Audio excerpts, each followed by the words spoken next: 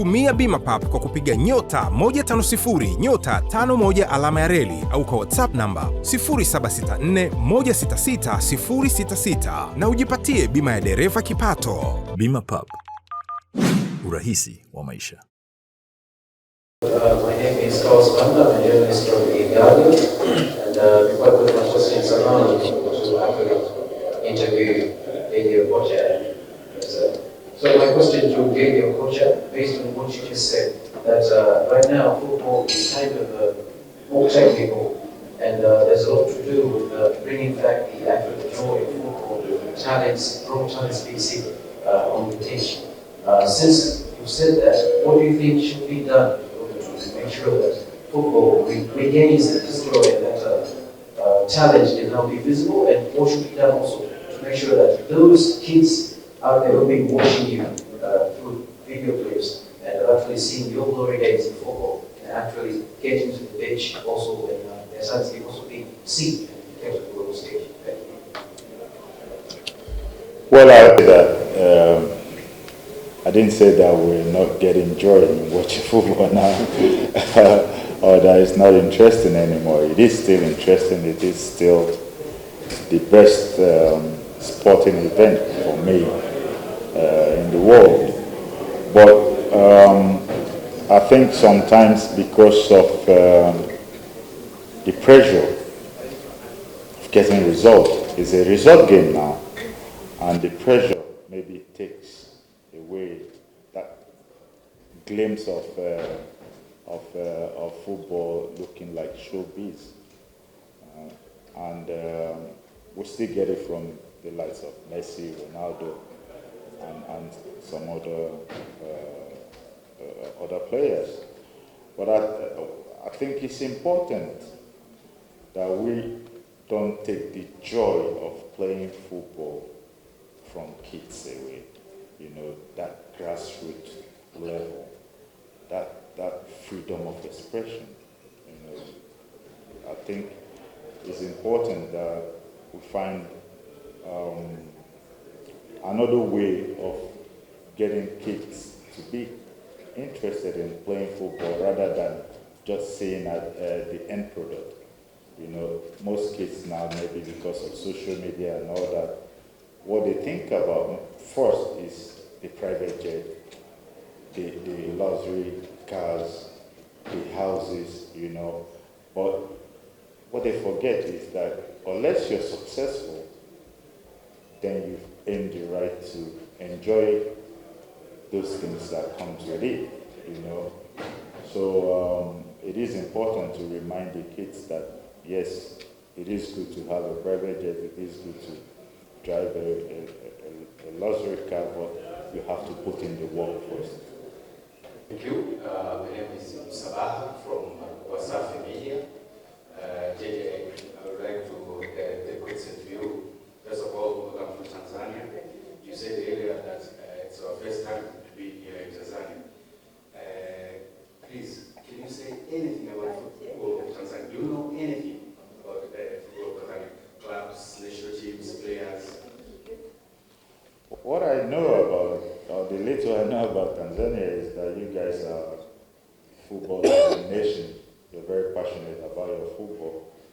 And locally, you've built a strong fan base.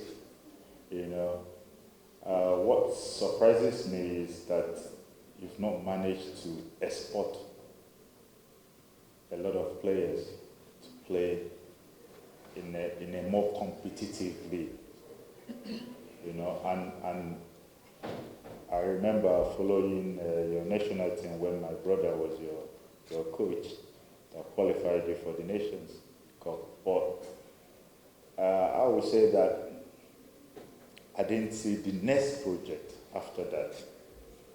I didn't see the next step, and that's me being honest, you know, and this is maybe sometimes the continent's problem, you know.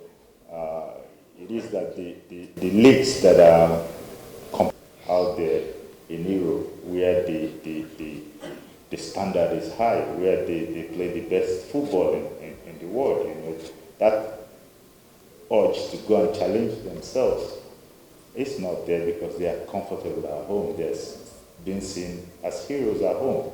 So I would love to see Tanzanian players playing in the Premier League in Siri, because what that does is it raises the level, the bar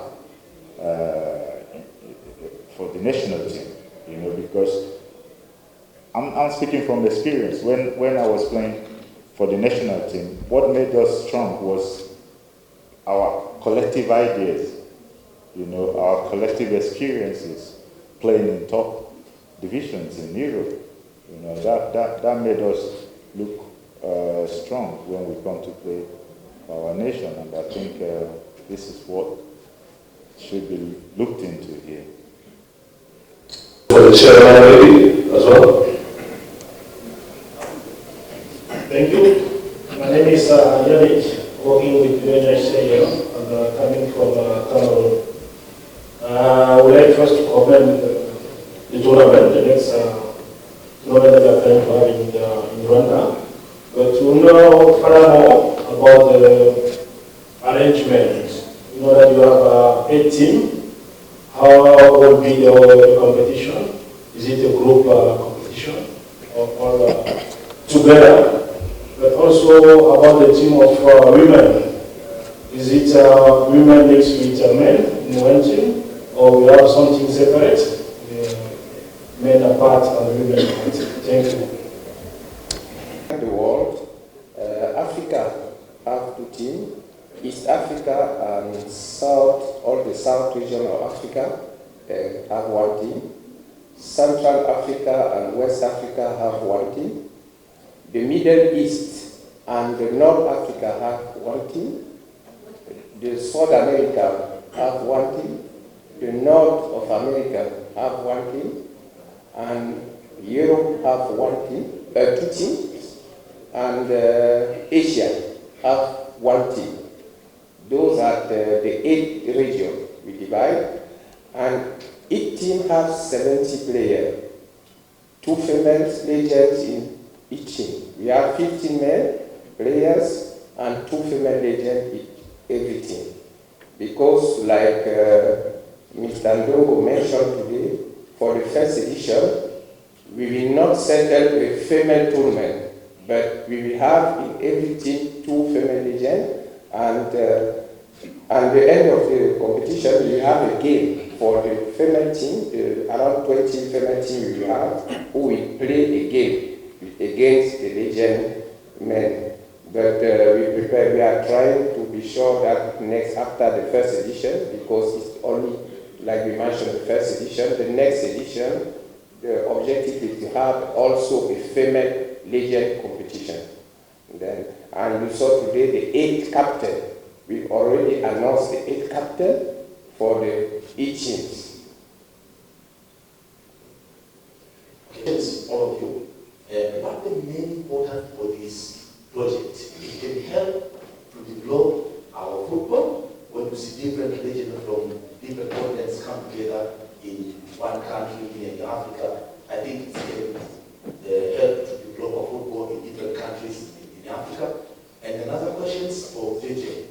Tanzania is going to host AFCON 2027. How do you feel about this? Because it's going to be first time AFCON to play here in East Africa. Well, I think I'll start with the first question. The whole idea is to empower youths and also create awareness of what can be achieved in Africa, but through football. Football is just a tool that we are trying to use to create attention, to create awareness. But this is beyond football. This is making an impact or changing lives. It's life-changing opportunity, and especially for African kids. It's an opportunity for them to dream or to keep their dreams alive. And it's not just for one nation.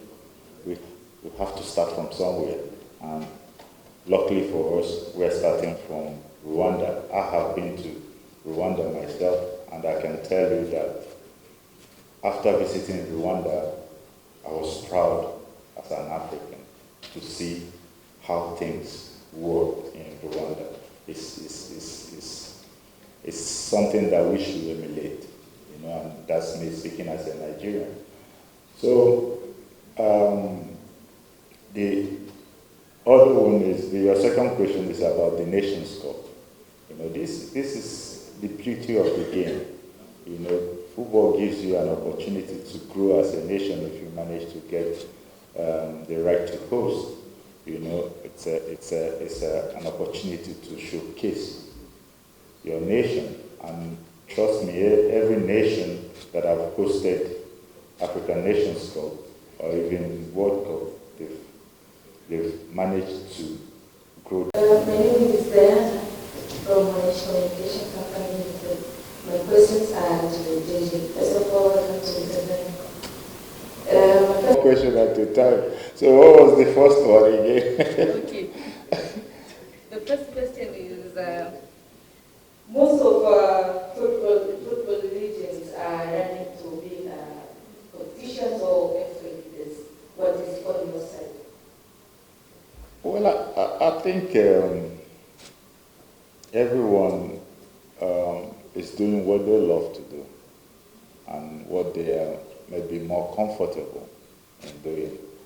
I chose business, so I'm into business now, and of course I do a lot of ambassadorial work because for me I have to stay with football no matter what I decide to do. Football must be part of my profession, so I use that ambassadorial work in a way to give back or in a way to stay in touch with football. Okay. My second question is that mostly what should be done in African countries so that we can do well in World Cups? I think we are doing well. I think last World Cup, an African team got to the semi-final. Well, it was just that last piece of puzzle that is missing now, and we should be encouraged with what Morocco achieved.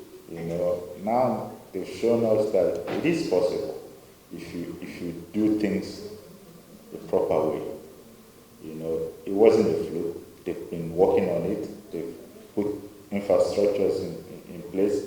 They've invested in their grassroots football, and they're reaping the reward. So it is possible, and I think, we're not doing badly.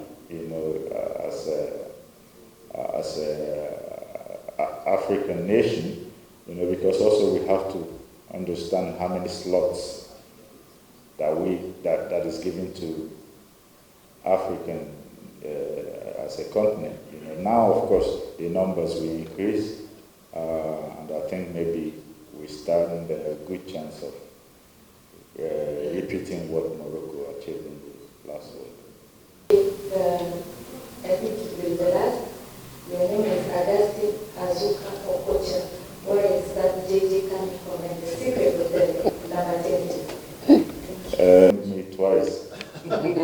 Jay-Jay is in my passport now, but it's originally my senior brother's name. He played football as well, but maybe I took the name to another level, but it was a way of, because his name is James Jr., and to identify me as his brother when I started playing, they said, "Oh, Austin Jay-Jay, Augustine, Jay-Jay's brother," and then later on it was like, it's easier to call me Jay-Jay than Augustine Azuka, and of course I adopted the name. Secret of this number 10 in national But there's no secret in number 10 in the national team. I think number 10s are like the brain of every team. You know, I mean, in football, you know, number 10s are supposed to be the playmaker. You know, and for me, it has always been like that. Of course, now in modern football, you can see different kind of players wearing number 10, but originally, you know, number 10s are like the playmakers of the team. All right, next question. Okay, my name is Amar Simba from Communications. First off, congratulations. You all have a big project right there. It's a good empowering the youth. So, today is October 10th. It's Mental Health Day. And my question to you, the legend himself, I want to know what really happens to the athlete legends. What really is happening to them? They're becoming trolls on social media. A lot of them. They're becoming trolls. Yes, I can say, example, Ronaldinho. Some people are making fun of him. So what is really happening after you guys done with becoming athletes? What is really happening? You are the legend. You are now saying like you're doing business. To you is good. But other legends, what is really happening to them? I really want to know mental health. Well, the mental health of every human being, I think, is important. And sometimes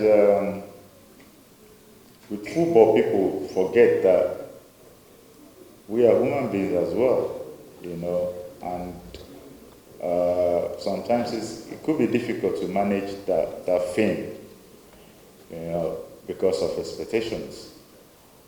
But I think I can't say much about every legend. You know, I'm not in touch with most of them.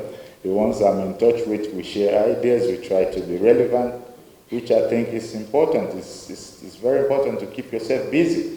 And that, for me, helps your mental health. You know, and like I said earlier on, it's always important to know or to have plan B. You know, to know that football provides you just foundation to build on, because it's a very short career. But I mean, I think most of us now are doing better than we used to do, because the awareness is far better than it used to be. You know, people are more in tune with what is going on now than our time when everything was analog. Kabla tujaanza safari, wengi tukikumbuka kutahakisha matairi upepo upo fresh. Tutahakisha spana na jeki zipo na zinafanya kazi. Tutahakisha breki zinakamata, taa za mbele, nyuma, indicator, hazard zinawaka. Hapo sawa. Wiper zinafanya kazi. Tutaangalia oili, engine na maji. Tutanunua bima na bima papo ili zisome na kusomeka. Kisha gari inaoshwa. Yote hayo ni utayari wa chombo chako na changamoto za safari. Ila so kwa ajili yako wewe dereva. Dereva, umechukua hatua gani kulinda uhakika wa kuendelea kujipatia hela? Si unajua ya barabarani hatabiriki. Tumia bima pap kwa kupiga nyota 150 nyota 51 alama ya reli au kwa WhatsApp namba 0764166066 na ujipatie bima ya dereva kipato. Umahiri wa dereva hauishii tu kwenye kumudu usukani, bali pia umakini wa kulinda kipato chake wakati wa majanga ya kifedha. Bima Pub, urahisi wa maisha.